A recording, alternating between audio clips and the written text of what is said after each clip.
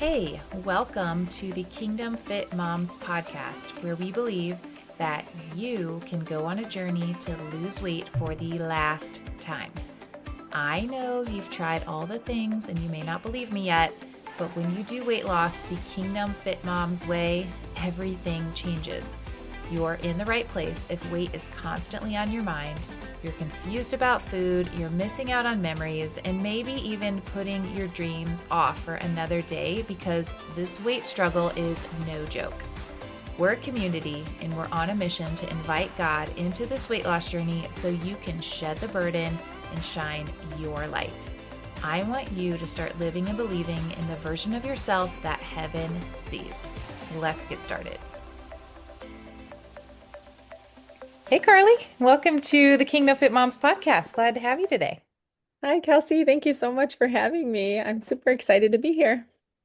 Well, I'm excited about this conversation because we're talking sleep today. And as a mom of a 5-month-old, sleep is like very coveted in my life. So that's a little bit different situation than a lot of the people that you work with. But I'm excited to talk all things sleep and rest. But before we dive in, I think our audience is probably curious about you. So tell us where you're from and what life is like, whatever you want to share about the life of Karle. Yeah. So I'm Carly. I live in Michigan. I'm a born again Christian, wife of 14 years, mom of two littles. I've been a PA for 12 years working in the medical field, and I am a dual certified sleep and stress resilience coach. I love helping women align their life to God's natural designs and helping them kind of rise with energy to have the energy for what matters most. So, So you said a sleep and resilience coach. Is that what you said? yeah, stress resilience. That's resilience. Mhm. Interesting. So that's a specific certification. So, the certification was I did a sleep, stress, and recovery, which is kind of that resilience piece. And then I did a specific sleep coaching as well. Okay. Well, I'm really Yeah, excited to hear all of your amazing insights today because, with weight loss, it matters, our sleep, right? it So does. Very much so. Sometimes that's the missing piece. Women are doing everything right and forget kind of about those two foundational levels of our health because they impact everything else downstream. yes. Well, we will dive into that, but let's learn about you a little bit more. I like to ask all my interviewees 3 things that you are loving right now, whatever that is. Yeah, so I'm in a transition time. So I've been at home more. I'm a homebody, so being at home and getting more time with my kids has been fun. I love this time of year in Michigan. We have it's a definite season change of the cooler weather and bonfires and leaves changing. And um, I don't know what my third one is. I have been able, like I said, with the transition time, I have been able to, with my kids, like I went on my son's first field trip and going into my daughter's school for events have been really fun. With them being young, it's like the first time doing those things. So I love it. firsts are always fun. They're probably loving having their mom there. Yeah, yes, it's the best. Yeah. Well, let's talk sleep then. So, on this podcast, we talk a lot about exercise and real food and all things health, but we haven't had anyone on to specifically talk about sleep. So maybe just kind of help us to see how this fits in. How does sleep fit into this picture of honoring God with our bodies? Because I think sometimes we sacrifice that in the name of, oh, I need to get up early and get my workout in, or I have to Mhm. like do a million things. So talk to us about sleep. Yeah. So I think a lot of us know sleep is important, but like you said, we kind of leave it to the last thing. But I'll go two ways. One is just with our physiology. So it's essential. Sleep is essential to um, our body and mind being repaired and restored. So it works in many ways. in the night, our immune system gets boosted. Um, Especially if you have little ones, that's helpful. Our brain also, it's called our lymphatic system. Our cerebral spinal fluid clears out metabolic waste and toxins. That It also helps with consolidating memories. So if you're someone who feels like you're overwhelmed and can't keep things straight and you're not sleeping, during sleep is when you kind of clear out that short-term memory. Other things, your muscles grow during the night, so growth hormone is released. So if you are doing workouts and you're trying to gain muscle mass, it's at night when that, muscle hypertrophy occurs, I guess. Um, and then emotional regulation is also fostered during sleep. So being able to have that patience, especially if you're a mom with parenting, sleep deprivation kind of impacts our ability to manage our emotions. But it's also bidirectional that, emotional stress impacts the quality of our sleep. But then second, sleep is also kind of like a spiritual surrender, right? We have to be able to slow down and cease and turn off and trust and know that God is keeping the world spinning. And that, he designed it into our bodies for a reason, for our good. And then lastly, I guess, talking about behavior change, we talked a little bit about, the being kind of the foundation where lack of sleep really can impact your decision making of the food choices that you have or your desire for getting up and exercising if you're overly tired from lack of sleep. So sleep can impact all of those things. Yes, I love how you said it's a spiritual surrender. That's so good. Yeah, We can't work our way out of sleeping, right? it's true. It's true. You cannot supplement your way out of sleeping. Yes, definitely.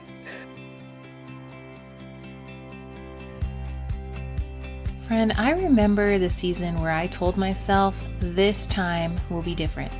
Different diet, different plan, same ending. I'd start strong, then life would happen. Stress, kids, exhaustion, and suddenly I was right back where I started. Heavier, frustrated, and questioning, why is this so hard for me? What I didn't realize was that weight loss isn't just about food, it's about who you're listening to. Reclaim was born out of that breaking point. If you're ready to stop repeating the same cycle and finally lose weight from a place of freedom, not striving, join me for the Reclaim Weight Loss Boot Camp, January 26th through 28th. We're teaching you how to reclaim your health, reclaim your confidence, and reclaim the woman that God has created you to be. If you're ready to lose weight for the last time in a kingdom-minded community, I invite you to go right now to kelseywickenhauser.com/reclaim to save your spot for our next weight loss boot camp. I cannot wait to meet you inside.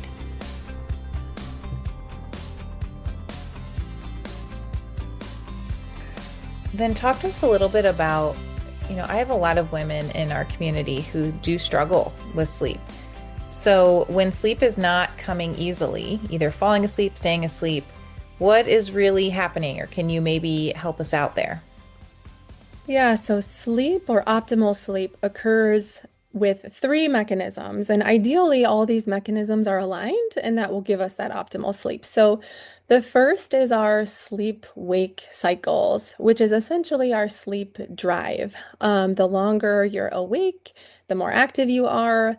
You have this buildup of a neurotransmitter called adenosine, and that's what kind of contributes to that sleepy feeling. Overnight, adenosine is washed out and then it's cleared from the brain and you wake up again.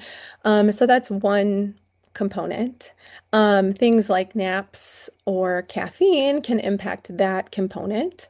The second is our circadian rhythm, which is a 24-hour natural cycle, kind of our internal clock that syncs with light and darkness. So in the morning, light tells the body to wake up, it releases cortisol, and in the evening, that darkness is what contributes to melatonin release. And so, what's most common are these days is that we are on our phones or have screens that emit that blue light, and it confuses our brain to where melatonin isn't released because our body thinks it's still that daytime. And so there's actually a number of they're called circadian levers, things that you can align in your day to help regulate that rhythm. So that's two. And then the third is our nervous system. So kind of the state of our brain.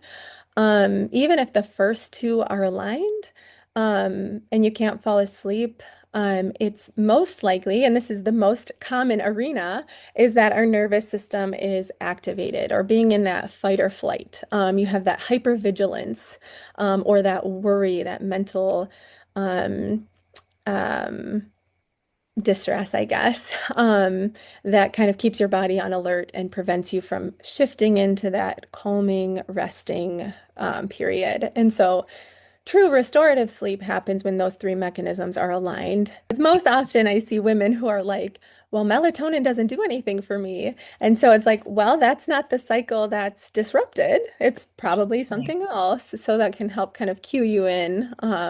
Similarly, like, oh, I don't drink caffeine. Well, that's not the mechanism that's being affected. So, I've never heard it explained like that with those three different cycles, if you will. Yeah. It's funny because the other night my husband put our baby to bed and he was probably actually asleep. I mean, it was like 2 or 3 in the morning when he woke up, which is pretty good. And then I woke up and I made the fatal mistake of looking at my phone when I was Hmm. nursing him. And then I was awake for the next 2 hours. And my husband's like, Yeah. "That's your fault." And I'm like, dang Yeah. it, I could have actually had good sleep tonight. It's Um, true. It's true. but it's amazing how that triggers. So what you're saying, just so our audience can understand, like, so if you're before bed, it makes sense. But even in the middle of the night, if you look at your phone, that will cause a melatonin drop. Is that right? It can. Yep. Okay, interesting. And then I know another thing that, like within this topic, a lot of women struggle to get out of that fight or flight nervous system. So when you're working with people, when you know that that's the issue, what are some things that you recommend so that they can let their nervous system be released at nighttime? Yeah. So, um, that kind of chronic stress picture really does dysregulate our cortisol. And so, cortisol is a hormone that is part of the sleep wake. So, cortisol is supposed to rise in the morning. That's the hormone that wakes us up. And then it's supposed to dip in the night and be low. But most of us spend our days being so busy and overactive, moving from one thing to the other, that we don't really get that recovery period to allow our cortisol levels to drop. And so what I see most frequently is that, like I said, going through your day constantly on, you can't just flip a switch and then fall asleep. There has to be this transition that is smooth. So, for example, the cortisol curve should be high in the morning and pan out towards the end of the evening and be low, and then it rises again in the morning and continues. Um, so, getting the most vital thing I could say would be getting those kind of micro breaks during the day to help bring the system back into balance repeatedly through the day to kind of keep that system more aligned and more balanced, is a good start, in recognizing that, how much that can contribute, if that makes sense. Yeah, and it's kind of a wake up call for a lot of us because we're like, "Oh, I'm not sleeping. Why can't I fall asleep?" And then if you look at your day, you're like, "Go, go, go, go, go. I should be tired." Hmm. But that Yeah, there is no chance for that cortisol to chill out a little bit, huh? it's true. It's true. Yep. I think too, like when we think about kind of like a lot of stress hacks or like self-care hacks, they're kind of like these one and done things when really, we're facing so many demands kind of constantly, whether it's parenting or work or relationships. And we really need that kind of like rebalance repeatedly. Is this something that is an active process that needs to continually be done to bring you back into balance, which is why a lot of those self-care hacks or like getting a massage and getting your nails done or going on vacation might not always be restorative to getting rest or feeling um, refreshed. If that Yeah. makes sense. Oh man, this is so good. Um, in Fit Moms in our program, one of the things we talk about with rest is like sleep is one of them, but also having times of solitude and Yeah. silence and Sabbath. And it's funny how God wires all these things in us, you know, for our good. And yet we're like, oh, that one doesn't really matter, but it really Yeah, matters. it does matter, definitely. So what about talk to me about this then. So you have a woman who is getting sleep and she's doing all the right things, but she still feels exhausted. So what do you think is going on beneath the surface there? Yeah, so I think that's a lot with what we talked about just now with the that activation all day long. As far as so there is some, science of stressors and recovery. Um, and I think a lot of times we have this negative connotation about stress that people either kind of deny it, like I'm not stressed, or they're like way stressed, they are overwhelmed. But when we kind of rethink that, a stressor is anything that takes our body or mind out of balance. That can be mental, that could be, yes, physical, dehydration and illness, hunger, but it can also be, a loud environment. It can also be, like I said, draining relationships. Um, Anything that takes those resources need to be replenished. And when we don't replenish those, then our body isn't built and equipped to deal with the next stressor. And so then what happens is we kind of continually deplete. Um, and kind of as I mentioned, that recovery isn't a one and done. It's this continual process, but you also have to find kind of have to match the recovery to like where your deficit is. So if you are maybe dealing with grief or like some type of emotional distress with a relationship, like drinking water isn't going to help that like it would to replenish dehydration. If you're someone who is sitting at a computer all day long, like maybe you don't need a break to rest. You need to get up and walk around. So starting to be more aware of like what your needs actually are. That can be similar with like when you're stressed, and most of us tend to turn to food for comfort. Um, Sometimes we need connection with another human being, whether that's our husband or calling a friend. But kind of getting cozy with yourself and really diving deep to like, what am I missing? What do I need to feel better? Yeah, that's it's so interesting. How did you define that? How did you define stress in the beginning? Stress is So anything that takes your body out of balance, balance. which could also be, there's multiple dimensions of our health, the physical, mental, emotional, relational, right? You can have stressors in all those areas. Um, and they all kind of integrate together, right? You can have emotional stress that also weighs on you mentally, but then maybe it impacts your sleep and then it impacts you physically too. So we are an integrated being. So um, those things all play on each other. Yeah.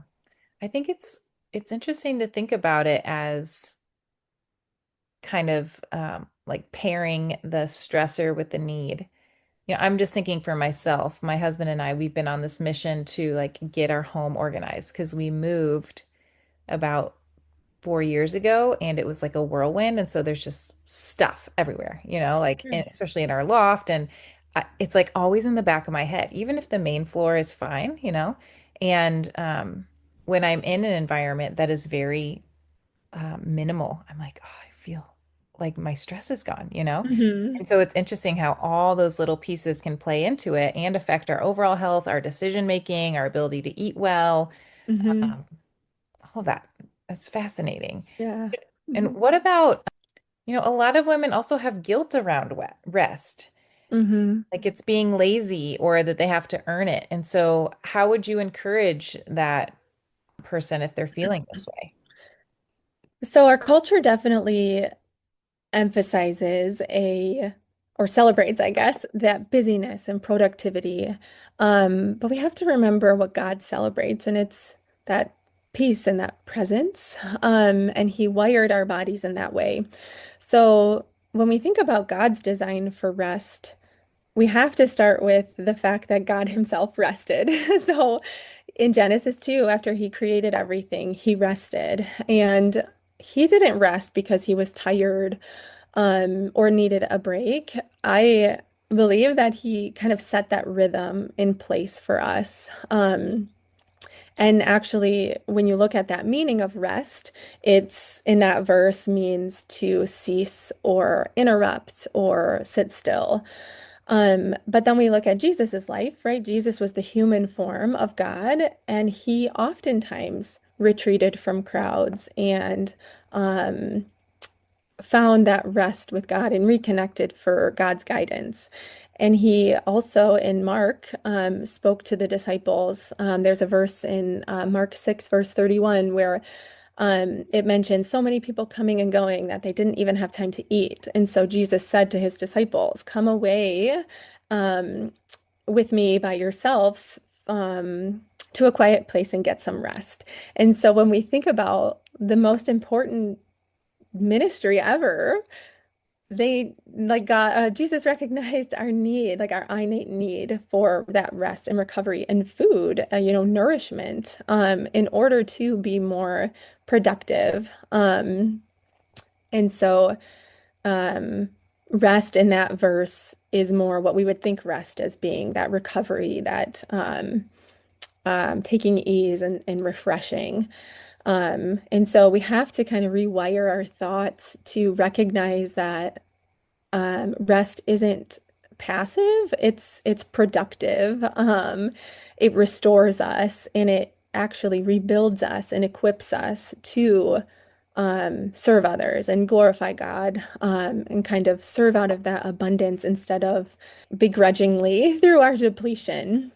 And then too, thinking of how when we rest and recover well, we can also then further demonstrate the fruit of the Spirit. So if you think about joy and love and peace and patience and self-control, when you're busy and stressed, you're not being able to demonstrate those fruits. So recognizing that, we're called to display those fruits. So how do we get there? And we have to be able to shift into that restored equipped state.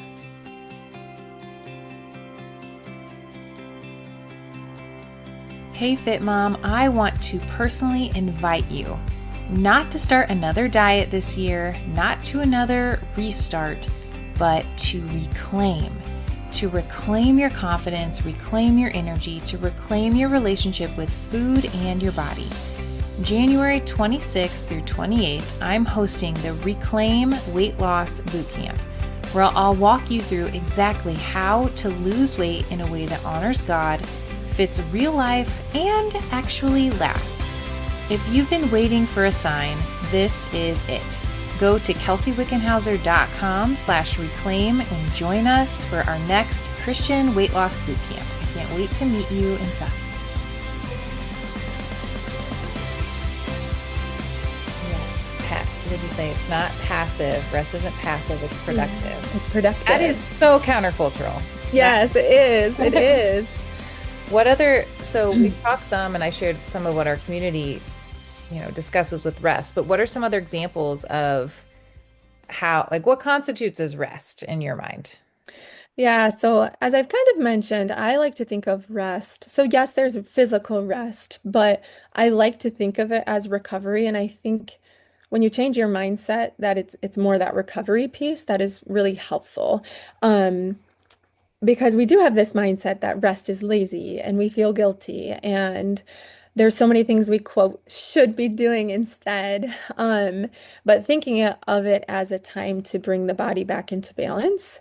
But as I mentioned, kind of that change in activity can even be rest. So as I mentioned, if you're sitting at a computer all day, what is restful in that moment is for you to change your attention and maybe focus, not be so focused closely and moving your body.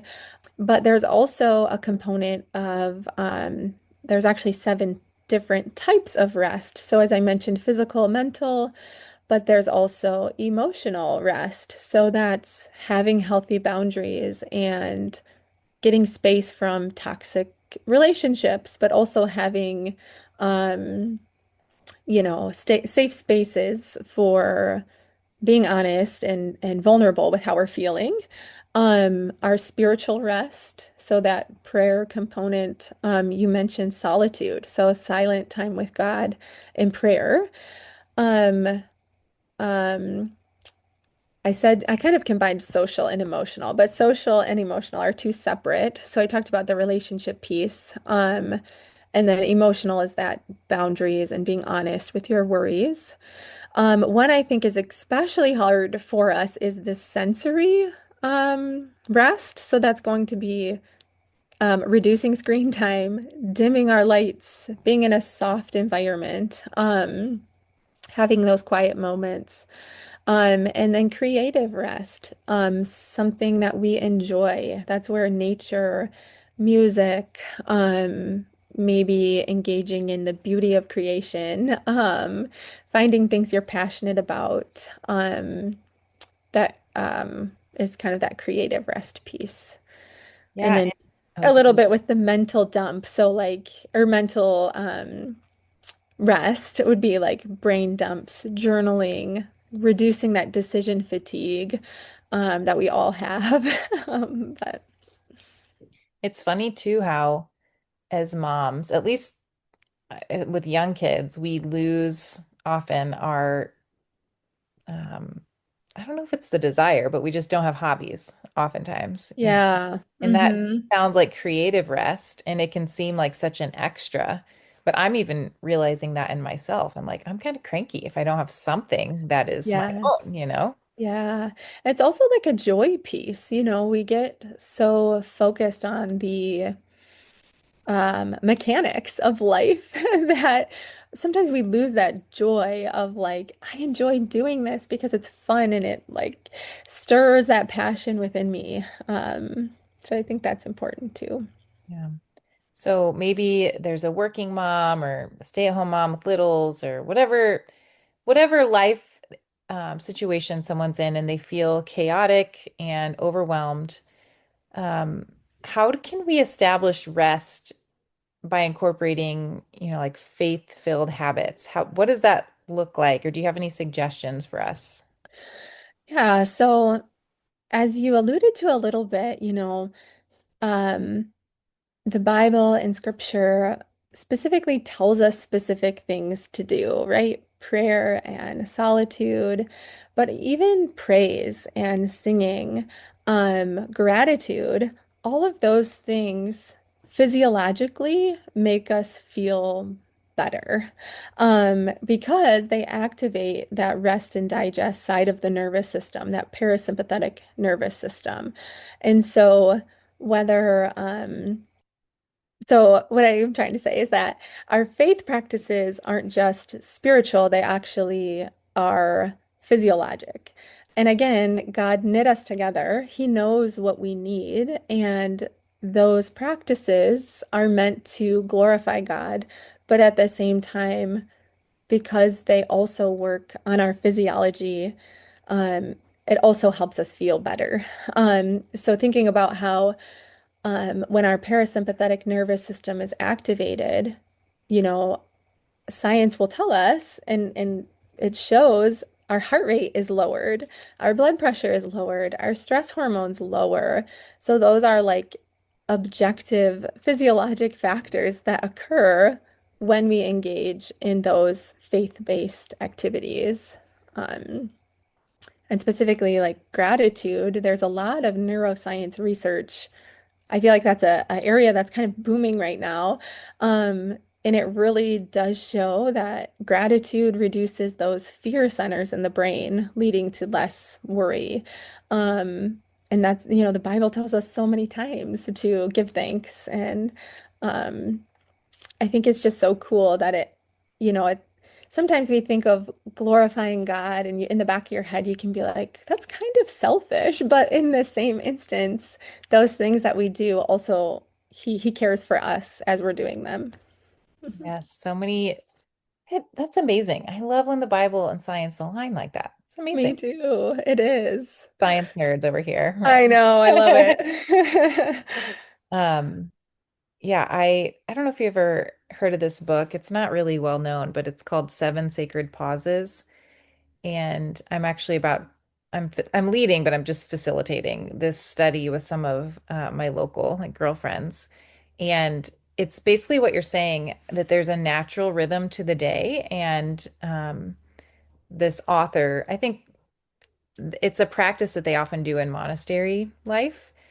And, they're praying prayers of awakening in the morning. And then by the end of the day, there are prayers of gratitude. And it's kind of like how our natural flow, um, just like how our spirit moves throughout the day. And as you were talking about, like incorporating this and having pauses and lowering your cortisol, I think that's a really cool tool as well, to be able to pray throughout the day with the spirit of what the day is saying. Yeah, that actually kind of aligns with your circadian rhythm of that morning awakening. And then, it kind of follows that pattern of we kind of get an afternoon slump in energy. Um, and then kind of shifting into the rested at night. So that does also align with your circadian rhythm, which is cool. Yes. So if maybe somebody's listening and they're like, yep, I know I need help with this. I'm out of sync. I'm feeling overwhelmed. I'm tired. What's one small step that she can take to start living that lifestyle of rest? So, my biggest recommendation would be kind of reclaiming your evenings. I think that's a time where we try and cram in so much of what we need to do, but intentionally slowing your pace and dimming the lights and connecting with God and allowing yourself that transition from mom to like who you are and how God made you, I guess. Um, and kind of just too, like being honest with yourself and how your mind feels and how your body feels. We can't feel better if we're continually telling ourselves or telling others that we are fine. So, and then kind of trusting and acknowledging that God knows how you feel, but that He can also help you recover. And also just having hope that like you can feel better and you can feel renewed. Um, so I guess, in the evenings, maybe like a 5 minutes of 5 minute pause, like you said, mentioned like whether that's a prayer or breathing, or simply like acknowledging his presence. Yeah. And it doesn't have to be, what I'm hearing you say is it doesn't have to be an hour necessarily. Um, it's just an intentional time, probably without a screen, right? Yes. Wind down, which again is often a coping mechanism that is not serving us, right? No, I like to think rest or scrolling is not resting. It's Mhm. actually overly stimulating, and that, we numb out because we're so exhausted, but then, especially at night when we're supposed to be quieting our minds and kind of allowing our brain to take a break. And then we look at our phones that have so much light and movement and noise, and especially social media, I feel like is just getting so rapid, right? Videos are so quickly transitioning, and that really is overstimulating for your brain, especially in the evening when the goal is to quiet the brain and allow it to work through everything that it encountered and took in all day long. Yeah. And the emotional rest is probably not happening when we're scrolling our phones either. There's a lot. No, no. Which then triggers Uh, our fight or flight nervous system. And yes, yeah. yeah. So basically, stop scrolling in the evening, everybody. If you hear nothing else and you want to sleep better. Guilty. I know it's hard. It's a hard habit to get out of, especially too when our spouses do it, you know. Um, It is but hard. and there is a Okay. time for social media. I think social media is good for connecting with others and kind of feeling seen and having your story like be familiar and having people out there who say things that resonate with you, you know. But it's more of being intentional with our time on social media and maybe the time of day that we're engaging on it. Yes. Amen. I am so grateful that you have come on to talk to our audience today. I have learned a lot, and I know that my listeners have too. Can you tell us a little bit about what you do and your program and where our audience can find you? Yeah, so as I mentioned, I am a sleep and stress resilience coach. So I work right now. I have a program. I call it Redeem Your Sleep. It's a 6-week one-on-one program, basically helping women with all the things we talked about today to kind of reclaim that deep restorative rest by aligning with God's natural rhythms. My business is Karle Ray Wellness, Karle with a K. And I do offer a free sleep strategy session. And then if you're someone who has to reframe your idea of rest and what it is and what God says it is, I do also have a free resource, which is a 5-day devotional, 5 biblical truths about rest. Awesome. Yeah. We'll include all of that in the show notes so our audience can go sign up for that devotional, right? I need that devotional. Let's all let's go through Carly's rest process. Well, thank you. It was such a joy to have you on, and it's so nice to hear this from a perspective of someone who's a believer too, and just encouraging us to take that the commandment of doing the Sabbath and following God's order. It's so worth it. So thank you, It Carly. is. It very much is. Yes.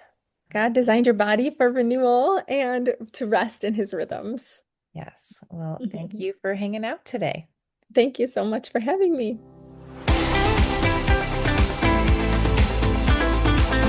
Hey, Fit Mom. If this episode blessed you today and you can think of somebody else who's struggling in her weight loss journey, would you consider sharing this week's episode with her to give her a sense of hope? And then while you're at it, hop on over to our free Facebook community, Kingdom Fit Moms, for daily encouragement and support. Let's go shed the weight to shine the light.